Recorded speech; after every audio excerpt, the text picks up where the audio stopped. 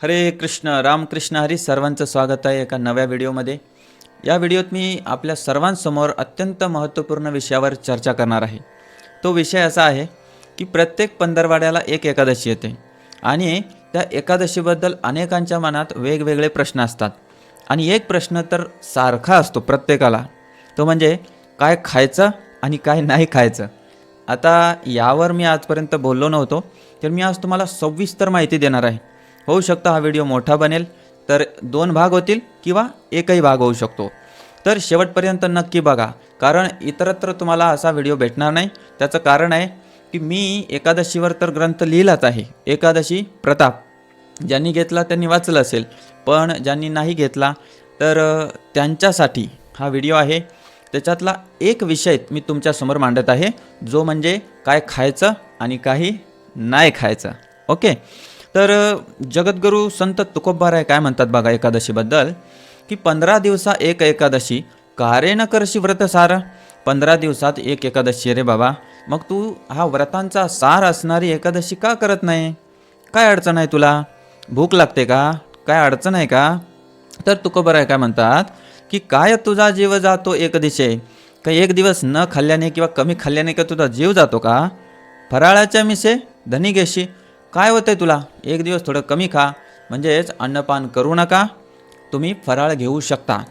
तर फराळामध्ये काय काय खायचं हा एक मोठा प्रश्न आहे बरं का। आणि सामान्यपणे प्रत्येक घरातल्या स्त्रीला पडणारा एक म्हणजे मोठा प्रश्न असा असतो की आज काय भाजी बनवायची हा प्रश्न असतो का नाही? तर कसं आहे की एकादशीच्या दिवशी किंवा व्रताच्या दिवशी पण काय फराळ बनवायचा हा प्रश्न पडणं स्वाभाविक आहे। तर थोडक्यात एवढं सांगायचं की तुका म्हणे करा फलाहार निश्चित। बाबा मला खाऊन खाऊन माझं जीवन चालतं, मी बिना खाल्ल्याचं राहू शकत नाही। तर तुकाराम महाराज म्हणतात करा फलाहार निश्चित, पण बैसा कीर्तनात सावकाश। कीर्तनात बसा, हरीचं गुणगान करा, हरिकथा ऐका, मग तुमचं कल्याण होईल। तर थोडक्यात एवढंच की आपले संत प्रत्येक अभंगात आपल्याला हेच सांगू इच्छितात की आपल्या या जीवनाचा उद्धार कशाने होणार आहे। मग एकादशीबद्दल त्यांचं सुंदर मार्गदर्शन आपल्याला देण्यात आलेलं आहे, आपण ग्रंथात वाचू शकतो। तर एकादशी काही सामान्य नाही बरं का। व्रता माझी व्रत श्रेष्ठ एकादशी, सर्व व्रतांमध्ये श्रेष्ठ व्रत काय आहे तर एकादशी आहे। का? की प्रिय विठोबा शिकवण्या गुणे, की विठोबाला प्रिय असा व्रत असल्यामुळं तो श्रेष्ठ आहे। तर एकादशी व्रत हा भगवंताच्या प्रसन्नतेसाठी असतो, आपल्या प्रसन्नतेसाठी नाही। पण कलियुग वाढत चाललं आहे, आपला सर्व फोकस्ड काय खायचं नाही खायचं याच्यावरच आहे। त्यामुळं कसं आहे, अशा प्रकारचे व्हिडिओ लागतात। तर चला जाणून घेऊया की काय खाल्लं पाहिजे। भगर किंवा बऱ्याच प्रकारचे पदार्थ बनवतो, जसं बटाट्यापासून बनवतो, त्यानंतर काही फळाहार घेतात, काही जण फक्त रसमय पदार्थ घेतात, रसमय म्हणजे ज्युसेस वगैरे बनवून घेतात। तर चांगलं आहे। साबुदाणा वगैरे आजकाल तुम्हाला माहीत आहे की आपण म्हणतो एकादशीला चांगला, पण बऱ्याच जणाला पचण्यासाठी जड असतो आणि विशेष करून तो किती शुद्ध आहे, साबुदाणा असेल किंवा भगर असेल, तर हे आपल्याला माहिती नाही आहे। म्हणून शुद्ध एकादशी कशी असते, तर शक्यतोवर जर शरीर साथ देत असेल तर निर्जल एकादशी करणं चांगलं आहे। पण नाही जमत तर मग तुका म्हणे करा फलाहार निश्चित। तुकाराम महाराजाला पण माहीत होतं की कलियुगामध्ये साबुदाणा भगर, नंतर आजकाल लोक साबुदाण्याचे मस्त वडे बनवतात तळून वगैरे। मी तर असं अनुभवलं आहे की एकादशीच्या दिवशी फेस्ट होते, म्हणजे घरामध्ये सण आहे का असं होतं बघा। वेगवेगळ्या प्रकारचे फळं पण येतात, वेगवेगळ्या प्रकारचे पदार्थ बनतात। आजकाल लोक इथपर्यंत गेले की ते भगरीचा केक, भगरीचा पिझ्झा, अरे काय कलियुग वाढत चालले ना। भगरीचे मोमोज पण बनवायला बसले लोक। चला काय नाही तरी काही खातात ना, पण एकादशीला अन्नपान करू नका, परत मी बजावत आहे। मीच काय, शास्त्रासहित संतांनी पण बजावलेलं आहे। तर आपण काही गोष्टी बघूयात, जसं मसाले आहेत ना, तर मसाल्यांमध्ये काही सिलेक्टेड गोष्टी बघा। मी या ठिकाणी तुम्हाला पदार्थांची कॅटेगरी वाईज सांगत आहे आणि हे म्हणजे माझा फोकस फक्त थोडं तरी तुम्हाला माहिती असावं। आता तुम्ही प्रत्येक गोष्ट विचारत बसाल, अहो हे उकलं हे चुकलं, जेवढं सांगितलं तेवढं तरी तुम्हाला कळेल असं मी समजू शकतो। तर मसाल्यांमध्ये काळे मिरे, सैंधव मीठ है ना, मीठ कोणतं वापरायचं? पांढरं मीठ, आयोडीन मीठ नाही वापरायचं, सैंधव मीठ। त्याच्यानंतर शेंदा नमक म्हणतो आपण आपल्या गावरान भाषेत। अद्रक चालेल, लाल मिरची पावडर चालेल, इलायची इत्यादी इत्यादी. आता तुम्ही त्याच्यात बघा आणखी काय चालतं काय नाही. आणि दुधाचे पदार्थ वगैरे जसं की विशेष करून दुधावर भर दिला तर उत्तम आहे बरं का. दूध हे पूर्ण आहार मानलेला आहे आयुर्वेदाने सुद्धा आणि शास्त्राने सुद्धा. तर दूध, दही, तूप, श्रीखंड, ताक, लोणी, पनीर, विविध दुधापासून बनवलेले पेढे, दुधापासूनच बनवलेला पेढा खायचा. नाहीतर हो देवाचा प्रसाद आहे घ्या घ्या, देवाच्या प्रसादाला नाही म्हणायचं नसतं, या बाबांनी सांगितलं त्या बाबांनी नाही. आपण साधक अवस्थेत आहोत आणि यावेळी आपली भावना प्रसाद म्हणून नसते, आपली भावना फक्त बाजार भावना असते. म्हणून यावेळेला नाही है ना, एकादशीच्या दिवशी प्रसाद नाही, तो उद्या फ्रीजमध्ये ठेवा. अशा गोष्टी फ्रीजमध्ये ठेवून खायच्या. नंतर फळांमध्ये काय विषयच नाही आहे ना. केळी, सफरचंद, संत्री, मोसंबी, आंबा, पपई, जांभूळ, पेरू, डाळिंब, चिकू, नारळ, शाळं आणि पांढरं जे खोबरं असतं ते सुद्धा चालतं. कलिंगड, खरबूज, द्राक्ष इत्यादी इत्यादी इत्यादी इत्यादी. बस बस बस एवढं आपण खाऊ शकतो.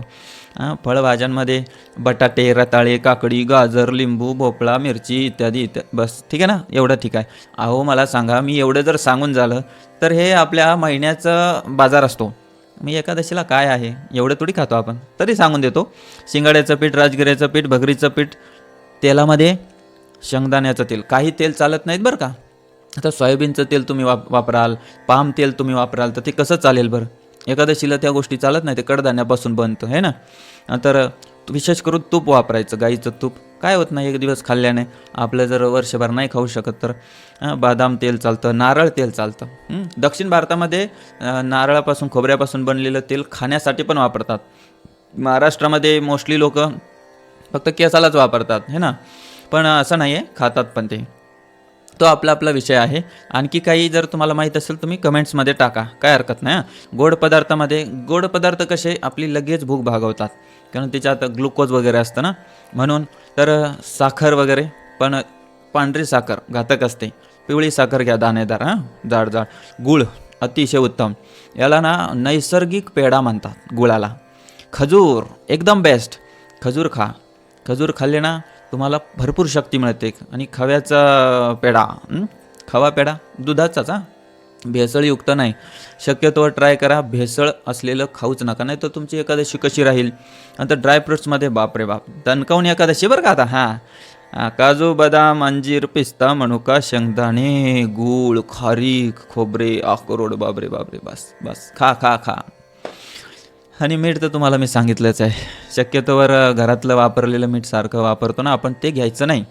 आपण काय करायचं, शेंदा मीठ वापरायचं आहे ना, जेणेकरून ते उत्तम राहतं.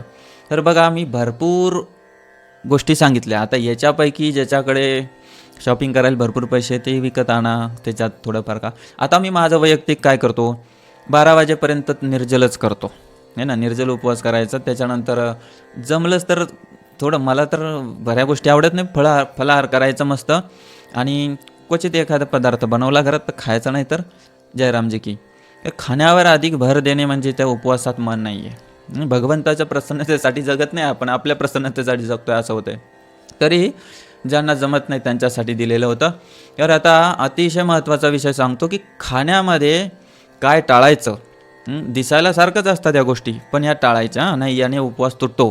आणि सर्वात महत्त्वाचं, चहा, कॉफी, कांदा लसूण दाबून, ह्या गोष्टी चालत नाहीत उपवासाला. सकाळी उठलं की चहा आण रे, चहा म्हणलं की उपवास संपला. चहा म्हणल्यानेच पाप लागतं आता वैष्णवाला, सामान्य लोकांसाठी नाही बोलत. तर व्रताला न चालणारे पदार्थ मी तुम्हाला सांगतोय. तर एकादशीला चुकूनही अन्नपान करायचं नाही. आता काय काय नाही खायचं त्याची मी सूची इथे देणारच आहे, लिस्ट. पण तुकाराम महाराज काय म्हणतात बघा, की एकादशीच अन्नपान जे नर करती भोजन. एकादशीला जे अन्नपान करतात ते एकादशी मानत नाहीत, धर्मशास्त्र मानत नाहीत. श्वानविष्टे समान अधम जनते एक. ते लोक ना कुत्र्याच्या विष्टे समान आहेत. बघा, कुत्र्याची विष्ठा तुम्ही समजू शकता, त्याचं मी वर्णन करणार नाही. एवढंच आहे की ती तुच्छ येतं. विष्ठा ही घरात ठेवली जात नाही आहे का नाही. तसंच त्या लोकांना सुद्धा समाजात किंमत नसते, फेकून दिल्यासारखी किंमत असते. तर शास्त्र हे महत्त्वाचे आहेत. धर्मशास्त्र मानणं आपलं कर्तव्य आहे, नाही मानलं तर म्हणवून घेण्याची ताकद पण आहे बरं का भगवंताच्या सरकारमध्ये. तर मसाल्यांमध्ये आपण जिरे, मोहरी, हळद, हिंग, मेथी, बडीशोप, खसखस, लवंग, ओवा, जायफळ इत्यादी इत्यादी इत्यादी. बस झाले ना एवढे मसाले, तरी खायचे नसतात हां. आणि भाजीपाल्यात मी बरेच टाकलं आहे, जसं कांदा, फुलगोबी, ब्रोकली, शिमला मिरची, वाटाणा, फुटाणा, कारली, दोडका, तोंडली, मुळा, भेंडी, या सर्व भाज्या जे फळभाज्या आहेत त्या खायच्या नाही. हिरव्या भाज्या पण चालत नसतात. मेथी, पालक, कोथिंबीर वगैरे आणून मस्त फराळावर गार्निशिंग नाही करायचं हां. कढीपत्ता, कोथिंबीर, विविध प्रकारच्या शेंगा असतात ना, चवळीच्या शेंगा वगैरे इत्यादी इत्यादी, त्या गोष्टी पण चालत नाहीत. खरं पाहिलं तर टोमॅटोसुद्धा चालत नाही, पण काही संप्रदायानुसार ते खातात, काही संप्रदायात ते खात नाहीत. आता हा आपला आपला वैयक्तिक विषय आहे. तर ज्यांना जसं जसं जमतं ते खाऊ शकतात. आता तर मुख्य काय उद्देश आहे? हरिकीर्तन, बैसा कीर्तनात सावकाश. ठीक आहे. विविध पेयामध्ये काय खायचं प्यायचं नाही. आता पेय तर सामान्यपणे पाण्याचे बनतात, पण जे त्याच्यात फ्लेवर ॲडेड असतात ना, त्यावरून ते पेय म्हणजे ते ज्यूस वेगळं बनवू शकतं. तर cold drinks are not allowed for फास्टिंगसाठी कोल्ड्रिंक्स चालत नाहीत. हे आता याच्यात मग चहा कॉफी पण आले, कोल्ड्रिंक्सच आहेत हां. हॉट ड्रिंक पण म्हणू शकता त्याला तुम्ही, पण ड्रिंकमध्ये येतं हे. आणि त्याच्यात मग त्या ड्रिंक्स तर बिलकुलच चालत नाहीत हां. द्राक्षाचा सडवलेला रस किंवा या कशाचा सडवलेला रस, त्या गोष्टी तर बिलकुलच नाहीत हां. आपण ठरवायचं आपण ते कोणत्याही प्रकारचे कोल्ड्रिंक्स घ्यायचे नाहीत ज्यामध्ये फ्लेवर ॲडेड असतात. ते केमिकल्स असतात. परत ते चांगले वाईट हे आपल्याला काही माहिती नसतं. शक्यतोवर निर्जल करा, फलाहार करा. आणि नाहीच जमत तर मग कमीत कमी तुम्ही ठरवा, चांगल्यात चांगल्या पदार्थांना आणूनच तुम्ही घरामध्ये फराळ बनवू शकता. नाहीतर बाहेर भरपूर भेसळ आहे, हे आपल्यावर आहे काय खायचं काय नाही. आणि अन्नधान्यामध्ये गहू, तांदूळ, बाजरी, ज्वारी, विविध डाळी, मूग, हरभरा, सोयाबीन हे भरपूर आहे बरं का. आता तुम्ही समजू शकता. कडधान्य म्हणजे ज्याचे 2 भाग होतात, तुटले की फुटतात ना, द्विदल म्हणतात किंवा एकदल पण असे असतात. आणि तेलामध्ये विशेष करून की आपण घरामध्ये एक स्त्रियांना सवय असते की तेल वापरून ठेवणं, ते परत वापरणं है ना. ते एकादशीला नाही वापरायचं, दुसऱ्या दिवशी वापरू शकतो तुम्ही कधीतरी. सूर्यफुलाचं तेल नाही, मोहरीचं तेल नाही, सोयाबीनचं तेल नाही, अशा प्रकारचं आपण तेल या ठिकाणी वापरू नये. भक्षण तर तुम्हाला माहिती आहे, ते सांगायचं काम नको. परत तरी पण सांगतो, काही महानुभाव असे आहेत जे स्वतःला वैष्णव म्हणवतात, पण त्यांना वाटतच नाही की हे भक्षण आहे जे ते खात आहेत हां. जसं की चहा, कॉफी, दारू, बिड्या, तंबाखू, गुटखा, पान, सुपारी आणि मांस, मटण, घटण, ते समजू शकता तुम्ही. आता पुढे बोलत नाही हां. त्यांना वाटतच नाही की हा भक्षण आहे. कारण कसं आहे, मार्गदर्शन नको. बाकी यमदूताचं दर्शन झालं तर चालतं शेवटी आम्हाला, पण आमचा अंकर आम्ही त्यागणार नाही या जगात. तर असे असतात ते. तर त्यांना हे वाटलं पाहिजे, जर खरोखर मनुष्य किंवा माणूस की थोडीशी बुद्धी राहिली असेल तर नक्की ऐकून सुधरा. तीळ बघा, तीळ पण एकादशीला चालत नाहीत. फक्त एक एकादशी सोडली तर षटतिला एकादशी, त्याच दिवशी तिळाचं विशेष महत्त्व आहे. नाहीतर कोणत्याही एकादशीला तीळ चालत नाहीत. मधाचा वापर उपवासाला वर्जित आहे. अशा प्रकारे काही ठिकाणी वर्णन येतं. मधही आपण खाऊ शकत नाही. तर मी शेवटी एवढंच सांगेल की प्रिय भक्तांनो, भाविकांनो, साधकांनो, जर आपल्याला भगवंताला प्रसन्न करायचं असेल तर आपण एकादशीचं व्रत केला पाहिजे. खाण्यावर लक्ष दिल्यापेक्षा हरिभजनावर लक्ष द्या. भगवंत कसे आहेत, फार दयाळू आहेत. आता काही जणांच्या चुका होतात हे ना, लक्ष नसतं उपवास वगैरे, तर चुका करू शकतात. तर त्या दिवशी फार मनाला लावून नाही घ्यायचं, कंटिन्यू करायचं. म्हणजे सकाळी मी उठलो, अचानक मला धावपळीचं आज शेड्यूल आहे आणि मी म्हणजे धावपळीमध्ये तयारी झाली, लगेच पूजा अर्चना झाली, लक्ष राहिलं नाही, लगेच रोजच्या सवयीनुसार काहीतरी खाऊन घेतलं, 1-2 दाणा काहीतरी जे अन्न आहे, तर त्याला फार मोठं प्रायश्चित्त करण्याची गरज नाही. तिथे जाऊन भगवंताला क्षमा मागा की भगवंता, चुकून माझ्या मुखामध्ये अशा प्रकारचं हे अभक्ष आज अन्न गेलेलं आहे, तर क्षमा करा, यापुढे मी लक्ष ठेवीन. आणि उपवासाचा खरा अर्थ समजून घ्या. काय की आपण भगवंताच्या जवळ गेलं पाहिजे. वास म्हणजे निवास, वास करणे, जवळ राहणे. म्हणजे जवळ. भगवंताच्या जवळ राहण्यासाठी काय घर सोडून मंदिरात येऊन बसायची गरज नाही. जिथे आहात तिथे, जंगलात असाल, घरात असाल, ऑफिसमध्ये असाल, कुठे शाळेत असेल, कोणी कुठेही असू शकतं, त्या ठिकाणी भगवंताचं नामस्मरण करा, त्यांच्याबद्दल चर्चा करा आणि त्यांच्या या एकादशी व्रतामध्ये आपण अत्यंत सुंदर अशी भगवंताची पूजा आराधना, हरिजप, हरिकथा करू शकता. इतरांनाही प्रेरणा द्या, स्वतःही प्रेरणा घ्या आणि एक सुंदर असं सात्विक जीवन किंवा दिनचर्या आपली सुरू झाली पाहिजे. आणि धार्मिक जीवन जगल्याने आपलं पुढचं भविष्य हे सुंदर होतं. तर परत एकदा सर्वांना एकादशी करण्यासाठी मी प्रेरणा देऊ इच्छितो. आपण सगळ्यांनी एकादशी करूयात आणि आपलं जीवन सार्थक करूयात. तर सदैव हरिनाम घ्या आणि आनंदी रहा.